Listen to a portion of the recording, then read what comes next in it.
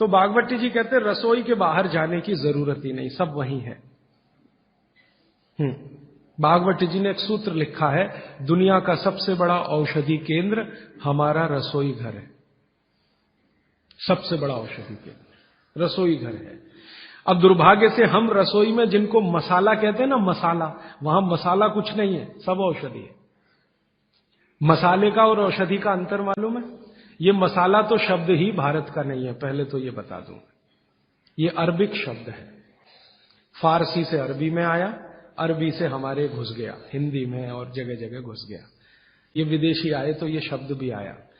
हिंदुस्तान में 17वीं 18वीं शताब्दी का साहित्य जब मैं पढ़ता हूं, तो जब तक मुगलों का राज्य रहा तब तक मसाले शब्द का बहुत उपयोग है। मुगलों के राज्य के पहले एक भी जगह किसी भी शास्त्र में मसाला नहीं है। चरक संहिता पढ़ी मैंने, कहीं भी मसाला नहीं है उसमें। सुश्रुत में कहीं मसाला नहीं है, बागवट की कहीं मसाला नहीं है।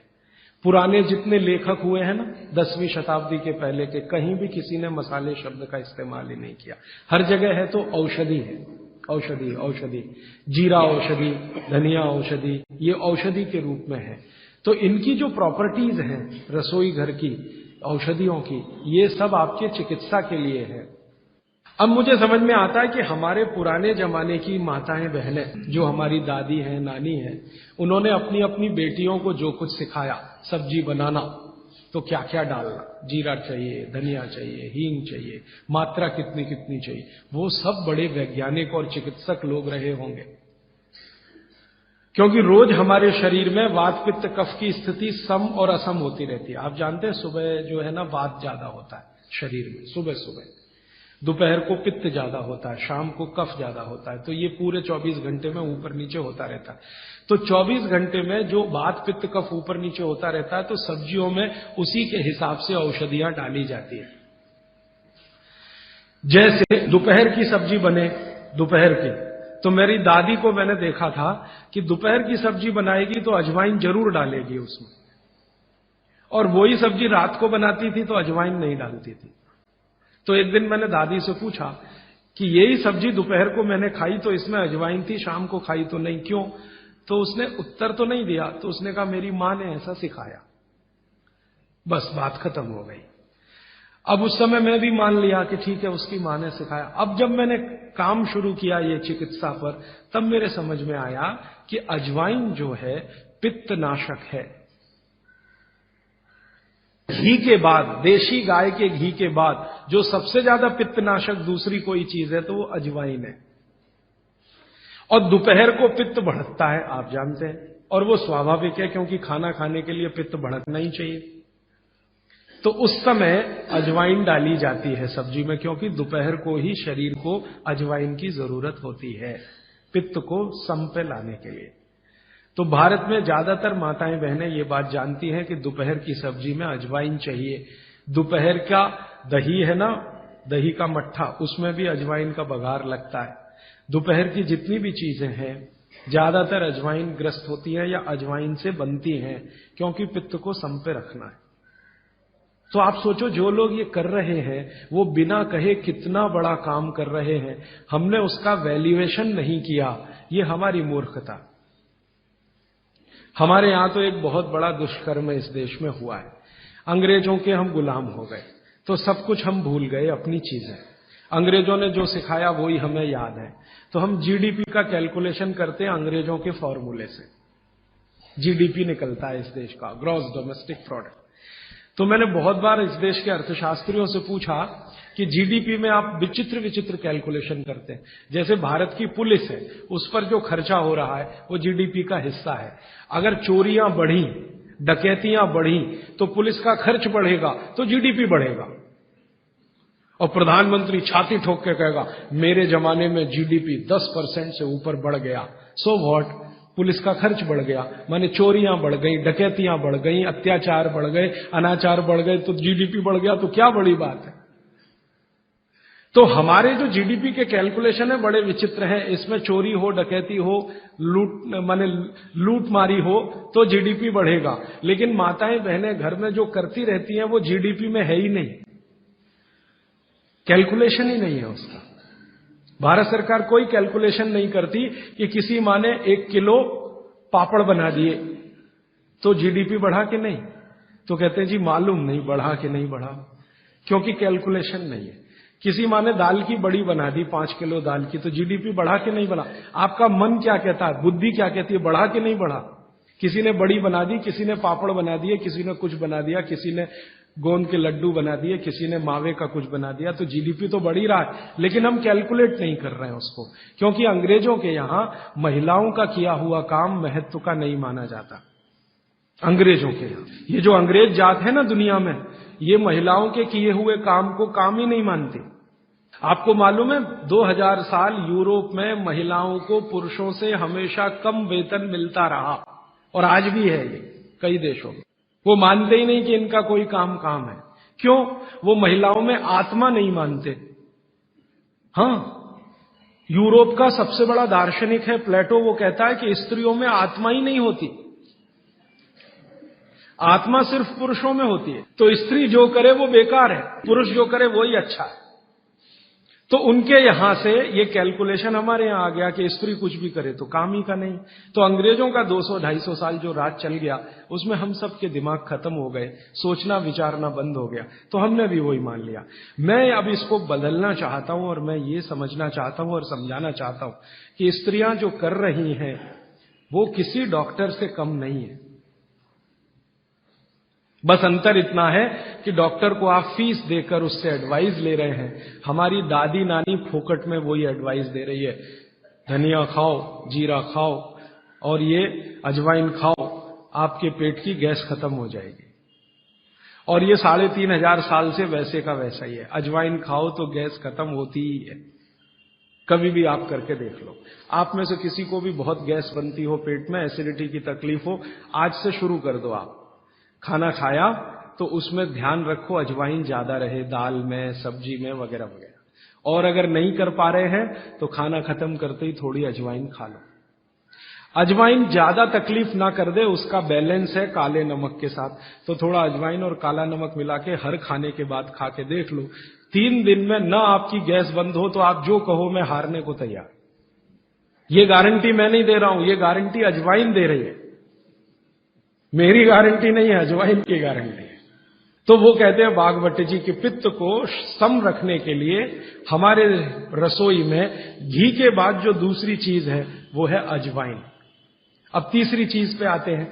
पित्त को सम रखने के लिए अजवाइन के बाद जो तीसरी चीज अपने रसोई में है वो है जीरा। जीरा 2 तरह का है, एक सफेद और एक काला, है ना। काला जीरा सफेद से भी अच्छा है। आप एक नियम ध्यान रख लो, मैंने आपसे कल कहा था, जिस चीज का रंग जितना गहरा वो उतनी ही अच्छी, भगवान की बनाई हुई, मनुष्य की नहीं। मनुष्य ने तो पेंट भी बना दिया है, बहुत गहरे रंग का है। भगवान की बनाई हुई हर चीज में ये नियम आप देखना कि भगवान की प्रकृति की बनाई जो चीज जितने गहरे रंग की है उसकी क्वालिटी उतनी ही अच्छी है। तो जीरा 2 है, एक सफेद और एक काला। काला जीरा सबसे अच्छा, पित्त को खत्म करने के लिए, सम रखने के लिए। तो आपके रसोई में एक हो गया घी देशी गाय का, पित्त को खत्म करने। दूसरा हो गया अजवाइन, तीसरा हो गया जीरा, और एक चीज हींग। हींग तो आप सब समझते हैं ना, हींग। हींग भी भगवान की बनाई हुई है, आदमी ने नहीं बनाई। हींग के पहाड़ होते हैं, जैसे पत्थर के पहाड़ होते हैं ना, वैसे हींग के पहाड़ होते हैं। हींग वहीं से आती है। तो हींग है, जीरा है, अजवाइन है और देशी गाय का घी। अब इसके नीचे आता है धनिया। धनिया 2 तरह का है, एक सूखा और एक हरा। जब तक हरा उपलब्ध है आप खाइए, जब नहीं है तो सूखा खाइए, दोनों की क्वालिटी एक ही है। सूखे धनिये में कोई कमी नहीं आती।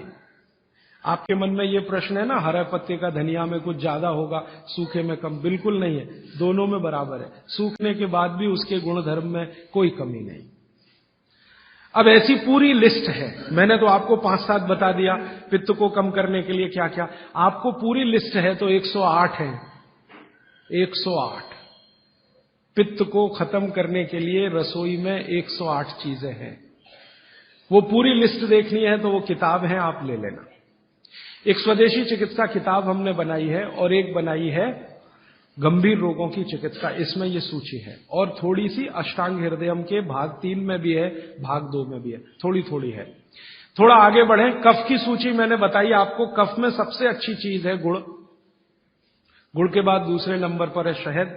जैन है तो शहद मत खाइए, ये मेरी भी विनती है आपको, क्योंकि नहीं तो मैं पाप का भागीदार बनूंगा जो आपसे कहूं कि शहद खाओ, और मुझे तो मोक्ष में जाना है, तो पाप की गठरी क्यों ला दूं। तो आप जैन हैं तो बिल्कुल शहद मत खाइए। अजैन है माने जैन नहीं है, तो आप कोशिश करिए कम से कम खाएं, ना खाएं तो और भी अच्छा, क्योंकि अपने पास शहद का विकल्प है गुड़। जब गुड़ न रहे तब सोचें। इसी तरह कफ को कम करने की और क्या चीज है अपने रसोई में? कफ को कम करने की दूसरी जो सबसे अच्छी चीज बताई भागवत जी ने, वो है सौंठ। सौंठ, सौंठ का ही एक दूसरा रूप है अदरक। अदरक से अच्छी है सौंठ। कारण क्या है? अदरक जब सूख जाता है तभी सौंठ बनती है, और अदरक का सूखने के बाद गुण बढ़ जाता है।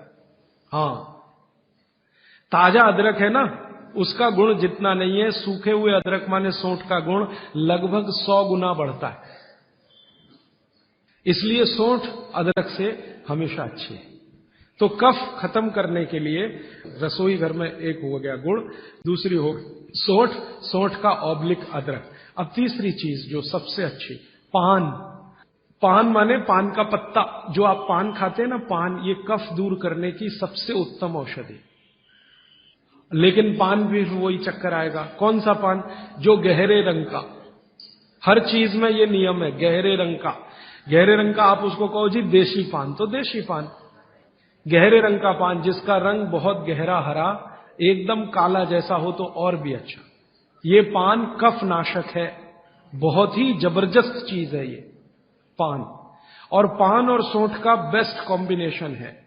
पान खा रहे हैं तो सौंठ डाल के खा सकते हैं, अदरक डाल के खा सकते हैं।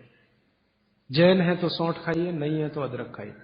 पान, अदरक, सौंठ और ऊपर से आया गुड़। गुड़ भी मिला के पान में खाया जा सकता है।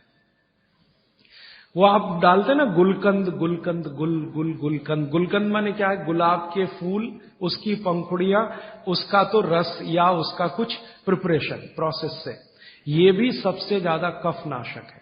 अब आप देखो, जो जो चीजें पान में पड़ रही हैं वो सब कफ नाशक है। पान बनाने वाले सब बाघभट्ट के चेले, बिना जाने ये काम कर रहे हैं। गुलकंद आपको पान में डाल के दे रहे हैं। सौंफ, सौंफ, सौंफ, ये भी कफ नाशक है, सौंफ। फिर उसके आगे मैं बता रहा हूं प्रायोरिटी से, सबसे अच्छा कफ नाशक गुड़, फिर उसके नीचे, फिर उसके नीचे। अब सौंफ के नीचे जिसका नंबर है वो है लौंग। लवंग कहिए, लौंग कहिए, और ऐसे ही ये सूची बढ़ाते जाएं तो इसमें करीब 100 चीजें हैं जो कफ नाशक हैं हमारे रसोई में। ठीक है, अब आ जाइए वात पर। वात पर मैंने सबसे अच्छी चीज बता दी है तेल, शुद्ध तेल। शुद्ध तेल वात नाशक है। और अब जो दूसरी बात मैं कहने जा रहा हूं, इसको मैं संक्षेप में उपसंहार के रूप में कह रहा हूं कि जिन चीजों में भी पानी की मात्रा ज्यादा हो वो सभी वातनाशक हैं। जिन चीजों में भी पानी की मात्रा ज्यादा हो वो सभी वातनाशक है। जैसे दूध, आप जानते हैं दूध में तो सबसे ज्यादा पानी ही है ना। दूध को फाड़ के देख लो, सॉलिड मटेरियल तो थोड़ा ही निकलता है ना, बाकी तो पानी ही रह जाता है। तो दूध में बहुत पानी है। तो जिन चीजों में पानी ज्यादा है, भागवत जी ने सूत्र ऐसे लिखा है कि पानी युक्त चीजें, जल युक्त चीजें सभी वातनाशक हैं। तो दूध हो गया, दूध के बाद दही, दही में भी पानी ही है आप जानते हैं, और छाछ तो सबसे ज्यादा पानी वाली है। जूस जो आप इस्तेमाल करते हैं, सभी जूस वातनाशक है। सभी जूस, संतरे का, मौसम्मी का, गन्ने का तो बहुत ही अच्छा है, अंगूर का, टमाटर का, वगैरह वगैरह, ये सब जूस वातनाशक है। तो सब तरह के जूस, दूध, दही, छाछ, ये सब वातनाशक चीजें हमारे घरों में हैं।